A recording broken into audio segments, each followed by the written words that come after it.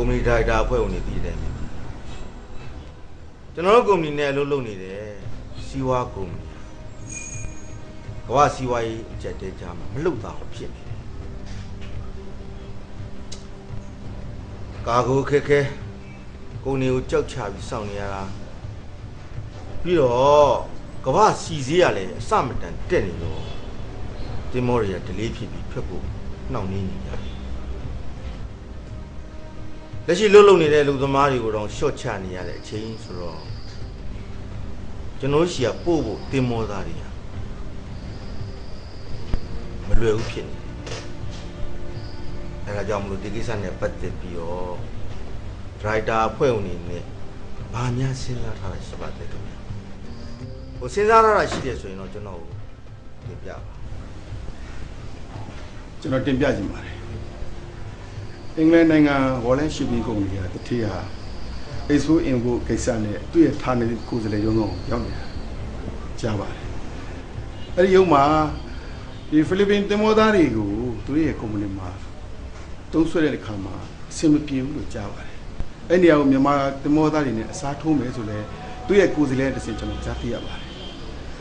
အဲ့ဒီကုမ္ပဏီကိုကျွန်တော် website မှာရှာကြည့်တော့လဲအဲ့ကုမ္ပဏီရဲ့လက်ရှိလှုပ်ရှားနေတဲ့ကုမ္ပဏီတစ်ခုဆိုတွေ့ရပါတယ်အဲ့ဌာနေကိုယ်စားလှယ်နဲ့ကျွန်တော်နဲ့တွေ့ကြည့်လိုက်ရင်တော့ကျွန်တော်တို့ကုမ္ပဏီတွေထပ်ဖို့တခုတော့ရရလိမ့်မယ်ကျွန်တော်ထင်ပါတယ်ခင်ဗျကောင်းပါတယ်ကျွန်တော်တို့တွေ့ကြည့်လိုက်ကြတာပေါ့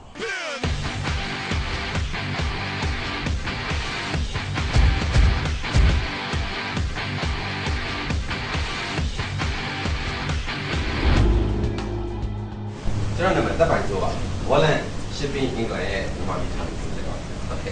ကျွန်တော်နာမည်ကဘောဆိုရမှာကိုရဲ့အပြီးဟုတ်โอเค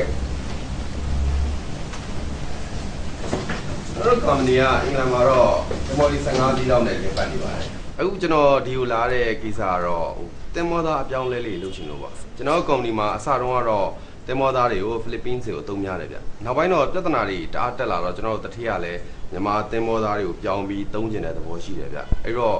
အတွေ့အကြုံရှိပြီးသားမြန်မာတင်မောသားအယောက်40လောက်ကျွန်တော်တို့လိုအပ်နေပါတယ်အခုဆိုရင်စင်ကာပူကကျွန်တော်တင်မော3စီးကကန့်ကတ်နေပြီဆိုတော့ဒီရောက်တာနဲ့ချက်ချင်းချိန်ရမှာဆိုတော့လေအတွေ့အကြုံရှိပြီးသားတော့ကျွန်တော်တို့ဦးစားပေးပြီးလုပ်ချင်ပါတယ်ဟုတ်ကဲ့ရပါတယ်ခင်ဗျာဟောဒီမှာထွက်ဖို့ပြင်ဆင်တဲ့လူအားလုံးကလည်းလုပ်ငန်းတွေ့ကြုံရှိပြီးသားလူတွေပါဒါဆိုရင်တော့အဆင်ပြေတာပေါ့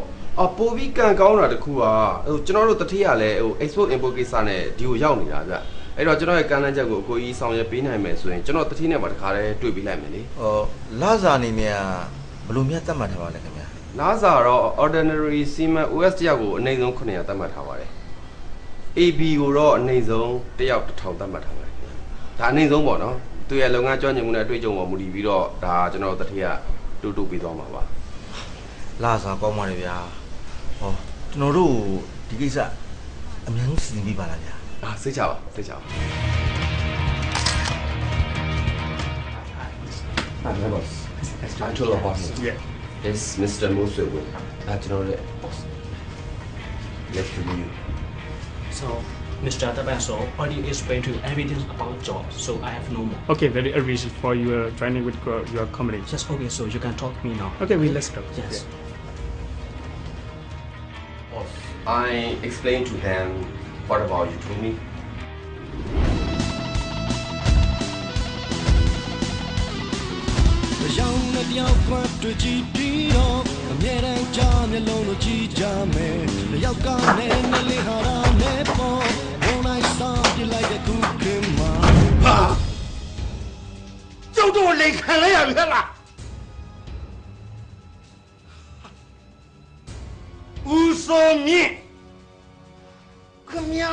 website ထဲမှာဒီကုမ္ပဏီနာမည်ရှိရဆိုအဲ့ဒီနာမည်သုံးပြီးတော့လိန်သွားတာဖြစ်မှာပေါ့ဗျအဲ့ဒါဖြစ်နိုင်တယ် MD ခင်ဗျားတော်တော်ပေါ့စားတာပဲဗျာအေးအဲ့ဒီကောင်လေးနောက်ကိုလိုက်ခိုင်းတာပြီမဟုတ်လို့တော့ဗျာရဲတိုင်မြင်မှုဝင်မယ်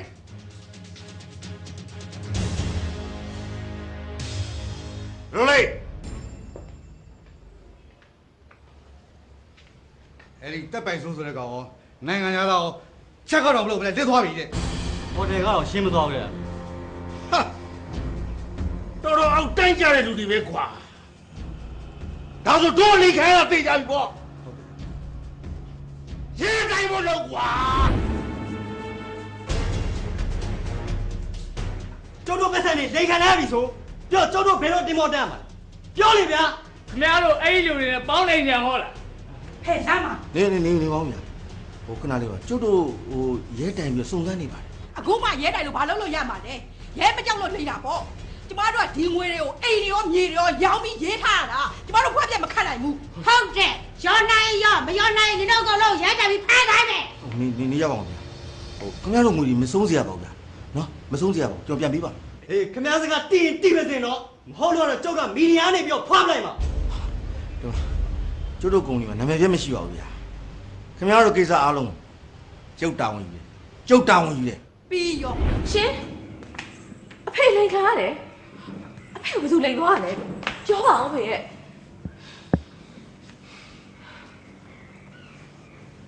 သူပဲသူနာမည်ကတပ်ပိုင်ဆိုးတယ်နိုင်ငံသားတွေနဲ့ပေါင်းတော့ဖေကိုလိန်သွား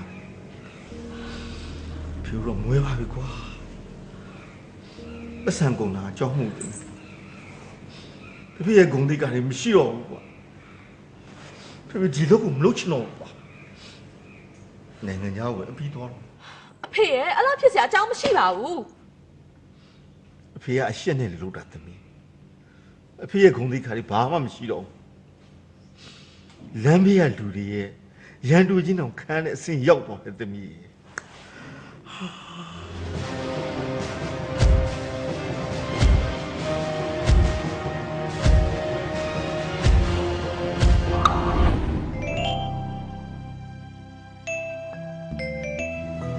ညီမလေးမရှိလာလဲလားလာထိုင်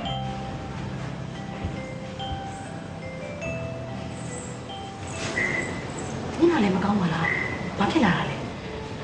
အဖေကြောင်ကြားပြီမလားမကြားပြီပါပြီဒါလှုပ်လှုပ်တာပဲဘာဆန်းတာမှန်းတယ်ဒါပေမဲ့ဖေတော်တော်ခံစားနေရတယ်တော်တော်လေးလည်းအဆက်ကွဲသွားတယ်သူခုဒီကနေအပြီးပိုင်ထွက်သွားဖို့အတွက်ပြင်ဆင်နေတယ်ညီမလေးတို့တစ်ခုလောက်တော့ကူညီပါနော်မဘာကူညီရမလဲငွေလားဘာကူညီလို့ရလဲညီမလေးအလိန်ကောက်ပညာကိုသင်ကျင်တယ်ဖေခံစားရတယ်လို့မျိုးအဲ့ဒီလူကိုပြန်ပြီးခံစားစေခြင်းလေ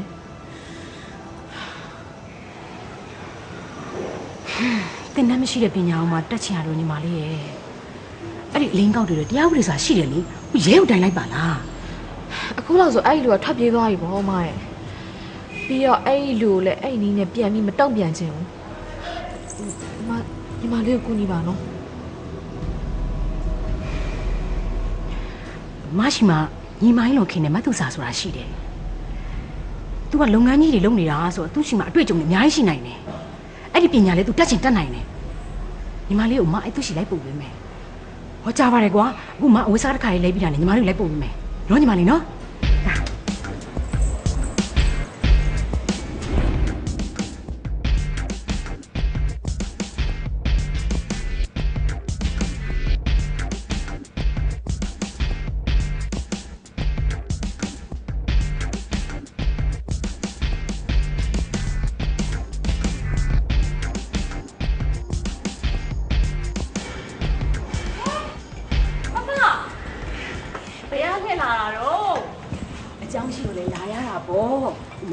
ဆက်ပေးရအောင်မယ်။ဒါပွားညီမလေးချမိုးဆွေတဲ့ချမိုးဆွေဟဲနာမည်လေးကချစ်စရာလေးနော်။အမေထိုင်မောင်းပပရဲ့နေရာလေတစိမ့်ကြနေတာပဲထိုင်။ကဲဒိုင်းကိစ္စပြော။ဟိုတလောကမသူစာကိုပြောလို့လေလေ။တင်မောကုံပြီးလိန်ခမ်းဆိုတာအဲ့ဒါသူ့ဖေပေါ့။အော်ပပရဲ့အဲ့ဒါတွေကဖြစ်နေကြပဲလေ။ဖြစ်နေကြဆိုပေမဲ့အဖေကတော်တော်လေးကိုအဆက်ပေါ်မခံစားနိုင်ဘူးဖြစ်နေတယ်။အခုတော့နိုင်ငံခြားကိုအပြီးပိုင်ထွက်သွားဖို့ကြိုးစားနေတယ်။အခုလိုကျမတို့မိသားစုတကွဲတပြားဖြစ်အောင်လုပ်ခဲ့တဲ့သူ့ကိုကျမလုံးဝမကျေနပ်ဘူး။ဖေခံစားခဲ့ရသလိုသူ့ကိုလည်းပြန်ပြီးခံစားစေချင်တယ်။ဒါပေမဲ့ခက်တာကျမအဲ့ပညာတွေလုံးဝမတတ်ဘူး။အဲဒါကြောင့်မတူစာကိုခေါ်လာခဲ့တာ။ဟမ်ပပငါဆရာမကြီးပေါ့လေဟုတ်လား။သမီးရေဒီလိုအန်ဒီကလေလုပ်ငန်းပေါင်းစုအများကြီးကိုအန်ဒီလုပ်ခဲ့ဘူးတယ်ပြီးတော့အန်ဒီကိုယ်တိုင်လဲ အများကြီးလိန်ညာခံခဲ့ရဘူးလေအဲ့တော့ဒီလိန်နဲ့ဘတ်တဲ့ပညာအန်ဒီမတင်မဲ့နဲ့အလိုလိုသိနေတာအဲ့တော့သမီးလေးလာခြင်းလဲဆိုရင်အနိနာလာနေပေါ့ကဲပပကြီးနင်းညီမလေးကိုထားခဲ့မှာလားဟောလာပို့တာပါဆိုမှာပဲထားခဲ့မှာပေါ့ကဲဒါဆိုရင်သမီးကအန်ဒီနဲ့နေမှာလား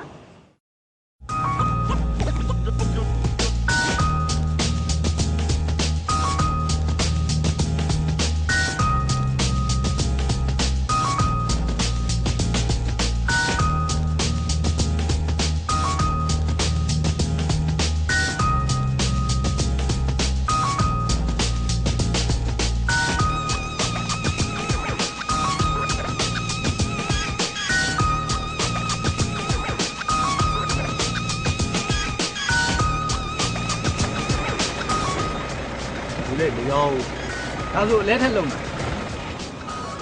လဲထက်လုံးမယ်ဆိုတော့မြန်တယ်တော့ကိုကျွန်တော်ကားတွေအများကြီးရှိတယ်ဒီ46တည်းငြိမ်တာမဟုတ်ဘူးကိုထုမယ်ဆိုစောစီးထုလာတာဟေ့ဟာ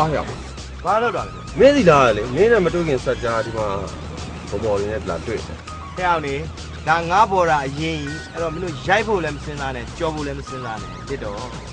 ဖြစ်ဆိုတော့လေးရတာပေါ့ကွာဟဲ့မောင်မြတ်ဟဲ့ခွင်းနေကြော်တာသိပ်များနေတော့မရမင်းဝိုင်းရဘလို့လဲကွာဟမ်ကားအစိမ့်တစည်းဝင်လာနဲ့ဝိုင်းရှိုးလိုက်ကြဘာနဲ့တူလဲဆိုတော့စစ်တပ်ရဲ့လူမျိုးဘားရိုက်ရှိကိုမော်ဒယ်တယောက်ဖြတ်လျှောက်သွားသလိုစားရဝါတော့အဲ့လိုလေဒါပေမဲ့မင်းအိုက်ကောင်တော့မင်းတတိထားလိုက်အောင်အိုက်ကောင်ငါတို့လောကမှာပလိတာတဲ့ပပလေးနဲ့ပြီးနာမည်ကိုလည်းမှတ်ထားလိုက်အောင်ကောင်းထက်စောကောင်းကောင်းလေးနဲ့ထက်ထက်လေးနဲ့ကိုစော်တာနော်ဟဲ့စိတ်ဝင်စားပါဘူးကွာငါတို့ကားတစည်းလို့ဟေးဘာလဲမင်းဟိုတော့ငါပေးလိုက်တဲ့ previous ဖြူစင်ပြေတယ်မှာအဲ့ကွန်ပြီးသွားပြီနောက်တစ်စီးအဲ့တော့ဗာရက်ပိုင်းမယ်ထုံးစံတိုင်းပေါ့ဟဲ့အများရွယ်ရှိတယ်လာသွားမယ်โอเค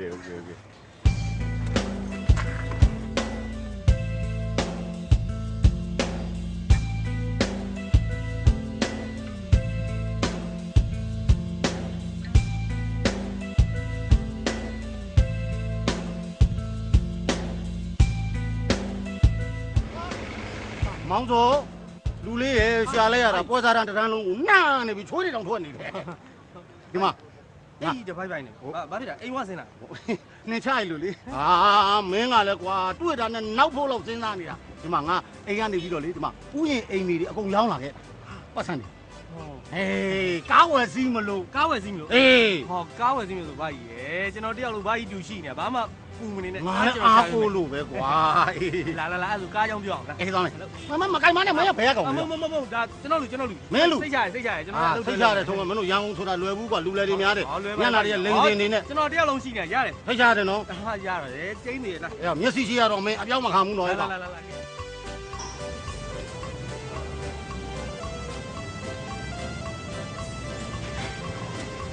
ချာဟာဆိုင်ရအကောင်းသားကြီးပဲဟာကြီးရလေနေကနေဥယျာဉ်ချန်ကြီးရောင်းပြီးလာတဲ့တတိကိုကျွန်တော်စိုင်ပေါ်သားခေါ်စရာဟုတ်ပါပြီဒီမှာပတ်စံတော့တော်ပေးတာကိစ္စမရှိပါဘူးဗျာဘာလို့ပြစ်ပါအော်လဲဆိုဟာဒါမင်းကိုဆောက်တာဘယ်လိုက်ဘာလို့ဘာမှမပါဘူးဟောကြီးပါကြီးဘာပါကြီးဘာကြီးဒါကြောင့်နေရင်လေသူကကားရှာတာအရန်တော်တာမငါးပါကြီးကားလို့ရှင်လို့လည်းကွာဘာကြီးကားလို့ရှင်သူ့ပဲအားကိုးရမှာအေးပါကားကောင်းကောင်းလေးရှာပေးပါကွာအင်ဂျင်ပါတဲ့ကားတော့ရှာပေးပါကွာဘာကြီးရလဲဗျာကားပါဆိုမှအင်ဂျင်ပါပဲဘယ်လိုမောင်းလို့ရမှာတော့အရင်နောက်တယ်အရင်နောက်တာပါကွာဘာလဲမင်းတို့ကဘာကြီးကိုတောသားဆိုပြီးအထင်သေးတာဟာအထင်မသေးပါဘူးဗျာအော်ဘာကြီးဟမ်ဒီငွေရဲ့ဥယျာဉ်ချန်ပီရောင်းရတာဆိုတော့အခွန်အောင်ဆောင်ခဲ့ပြီလားဘာကိစ္စဆောင်ရမှာတော့ငါဥယျာဉ်ချန်ပီငါရောက်တာငါဘလို့ခုံဆောင်ရမှာမင်းကလည်းဒါဆိုတော့ငွေမဲတွေပေါ့ဟာမမဲပါဘူးမောင်ရဲ့ဒီမှာတေချာကြည့်ပါကွာအဲ့ဒီမှာအစ်စ်တွေငွေမဲလို့ဆိုတာတရားမဝင်တဲ့ငွေတွေကိုပြောတာဟမ်တရားမဝင်အောင်ငါဥယျာဉ်ချန်ပီငါရောက်တာငါဘသူပစ္စည်းခိုးရောက်လို့လေဘာလို့ငွေမဲဖြစ်ရမှာတော့ကွာဟာရတယ်ဗျာရှင်းပြတာခက်လိုက်တာဒီမှာအယောင်းဝယ်ကိစ္စမှာအခွန်စာရှိတယ်။ဘာကြီးဒီငွေတွေအခွန်မဆောင်ခဲ့ဘူးဆိုရင်အခုဘာကြီးကားဝင်ငွေတွေခွန်ပေါင်းဆောင်ရင်ဘာကြီးကားဝင်ရှုံးပြီနော်။ဟုတ်တယ်။အဲ့ဒါဆိုရင်ငါခွန်မဆောင်အောင်ဘယ်လိုလုပ်ရလဲ။အဲ့ဒါဆိုရင်သမီးတော့ရှိရ။ဟ ငါနာမည်နဲ့စာချုပ်ချုပ်လိုက်ရငါနာမည်နဲ့စာချုပ်ချုပ်လိုက်လေပြီးပြီဗော ဟာအဲ့လိုတော့မလုံးနဲ့ကွာငါရွာမှာကြွားလာတာကွာဘာကြီးပန်းနေယူပြီးတော့ကာလည်းကိုနာမနဲ့ကိုတော့ဖြစ်ချင်တာပေါ့ အဲ့ဒါဆိုလည်းဗျာကိုကတော့အခွန်ဆောင်လိုက်တော့ အေးဟာအဲ့လိုတော့မလုံးနဲ့မစိတ်မဆိုးနဲ့ကွာမင်းကလည်းမင်းတဘောမင်းနာမည်နဲ့ပဲဝယ်လိုက်ဟာလားမင်းကငါတူပဲကွာ ကိုပါကြီးဆိုလေကူညီလေးရမှာပါလာဟိုလေလာ ရှာလိုက်ရတာဟဲ့ဟဲ့ကောင်ဘာမှလည်းမမသေးပါလားအဲ့ဆိုသူကဘယ်လိုလုပ်စားရမှာလဲ ဟောဒီမှာမှားမလို့ပဲစကားကောင်းတယ်မမှားမေးတာဟောမိတ်ဆက်ပေးအောင်လေဟောဖိုက်ဟာမင်းကလည်းလိုက်တာကွာဟာဘာလဲပြော ဟောဒီမှာဟိုလာဝင်းတော်တာတဲ့စားတော့ဆိုင်မှာချင်းဆိုတာ ဟုတ်လား ဟုတ်ကဲ့လာဦးပါ နမလေးနဲ့လိုက်တာလာဝင်းတော်တာဆိုတဲ့မျက်နှာလေးကလာဝင်းလေးလိုပဲအမလေးကိုလုံးကိုပေါက်ကလေးလည်းကြည့်ပါဦးကြော်ရှင်လှပနေတာပဲဒီပုံစံလေးကိုလေရွာသာခေါ်သွားလိုက်ရရင်ရွာကောင်းအောင်တိုင်နေထိုင်ကုန်ပါခေါ်သွားအောင်မရွာအောင် ရှင်ဟုတ်ကျမတို့ရောင်းခေါ်သွားပါလဲနော်ကို သဘောပြောတာပါမခေါ်ရပါဘူး လာဝင်းဘာကြီးလဲဘာမှမစားလာခဲ့ရတယ်လို့သူဒီဆိုင်ကအစားတော့တွေလည်းစားတတ်မှမတင်ဘူးကအဲ့တော့နင်ဘာကြီးကိုခေါ်ပြီးတော့ဘာကြီးကြိုက်တဲ့တာတခုကျွေးလိုက်နော် ကျွေးရမှာပေါ့ဘာကြီးပါစားကျင်လဲဘာကြီးစားကျင်တာအကုန်လုံးကျွေးအောင်ပါ ဘာကြီးကရွာမှာလည်းငပိနဲ့စားလည်းဖြစ်တယ်ဟိုလေလောင်လေးတော့ဘေးမှာရှိတော်ပြီးကျင်တတ်တယ် ဘာကြီးပတ်စံလေးတော့လုံလောက်ထည့်ခဲ့နော် ပတ်အေးယူမယ်ဟာဒီမှာ ဟုတ်တော့ထွက်လာနော် ဟောလောက်ပါတယ်2ယောက်သေးပဲဘာများတာမှ ဟောလာဝင်းဟောနင်ဘာကြီးစားနေတာကျွေးလိုက်နော် ကျွေးရမှာပေါ့ကျွေးရမှာပေါ့ ရမယ်ကာရအောင်ရှာထားနော် စိတ်ကြပါစိတ်ကြ ဒီမှာကာရလို့ရှိရင်လေလောင်လေးကိုဖျားဆုံးလိုက်ပို့ပေးဦးပါသွားမယ် ဘာကြီးသွားမလား ဟမ် အော် sorry ပါအကိုကြီးလို့ခေါ်လို့ အဲ့လိုလုပ်သမ်းပါအကူကြီးတို့နားရဲကြတာကိုနုပြူလန်းဆောင်တော့တာပဲ ဟုတ်ပါသွားမလားကိုကြီးလား ဟဲ့အမေကားကိုရအောင်ရှာထားနော် โอเคပါကြီး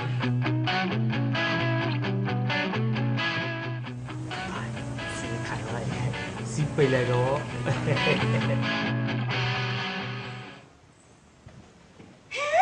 မတူစားအမလေးအတူများလဲလို့အခုမှပဲပေါ်လာတော့ရနော် လာချင်တာပေါ့မမြင်စီရဲ့ ကဲလာခိုင်းနေတမီးလေးထားကဲဘာစားမလဲဘာတောက်မလဲအေးလားပြော ဟောမနစ်ဆိုရင်စားဖို့တောက်ဖို့အရေးမကြီးပါဘူးဒီမှာမိတ်ဆက်ပေးရအောင်ဒါတူမလေးလေချင်မိုးဆွေတဲ့ ဟဲချစ်စရာလေးချမ်း သူကနိုင်ငံခြားကိုစိတ်နေပစ္စည်းတွေပို့နေတာအဲ့ဒါမမြင့်စုစီကိုတတိယလို့ခေါ်လာတာ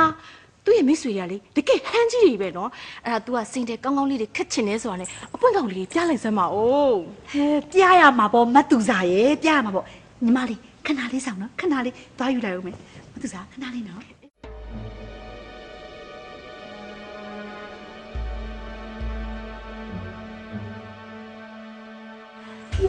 ကဲရော့ညီမလေးစိတ်ကြိုက်ကြည့်အေးဆေးကြည့်ဟုတ်ကဲ့မတူစား